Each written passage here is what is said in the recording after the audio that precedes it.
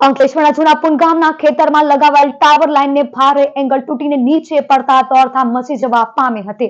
અંકલેશ્વર તાલુકાના જૂનાપુર ગામે tower line પરથી લોખંડની ભારે એંગલ અચાનક તૂટી ખેડૂતના ખેતરમાં પડતા દોડધામ મચી ગઈ હતી। ખેડૂત અને કામદારો જ્યાં કામ કરી રહ્યા હતા ત્યાંથી માત્ર 5 થી 10 ફૂટના અંતરે એંગલ પડતા મોટી જાનહાનિ ટળી હતી। ઘટના બાદ ખેડૂતોમાં રોષ ફેલાયો છે। ટાવર લાઇનના કામમાં બેદરકારીનો આક્ષેપ કરી સમગ્ર કામની તપાસ, જોખમી એંગલો દૂર કરવા, બાકી વળતર ચૂકવવા અને જવાબદારો સામે કાર્યવાહી કરવાની માંગ ઉઠી છે। અત્રે ઉલ્લેખનીય છે કે અંકલેશ્વર અને હાંસોદ પંથકમાં ઠેર ઠેર વિવિધ કંપની દ્વારા વીજ ટાવર ઊભા કરવામાં આવી રહ્યા છે, ત્યારે આ કામગીરીમાં ચોકસાઈ દાખવવામાં આવે એ જરૂરી છે।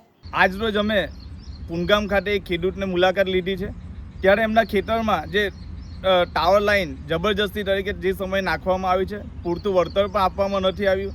આજે જ્યારે એ ખેડૂત ગઈકાલે કામ કરતા હતા અને તેની 5-10 ફૂટ જ આગળ એક ચેનલ ઉપરથી પડી છે, તો શું કેટલી ગંભીર બાબત આ સરકારી તંત્ર અને જે કામ કરતી કંપનીઓની છે।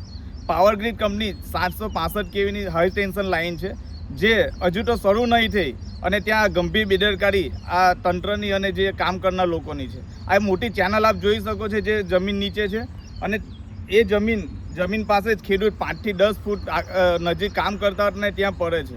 જો આ ખેડૂતને કંઈ થશે તો કોની જવાબદારી હતી? એટલે આ સરકારી તંત્ર બેરહેમ ગમે તે રીતે ચાલી રહ્યું છે, કોઈ તંત્રની કોઈ જવાબદારી લેવા તૈયાર નથી। આ જવાબદારી કોની છે?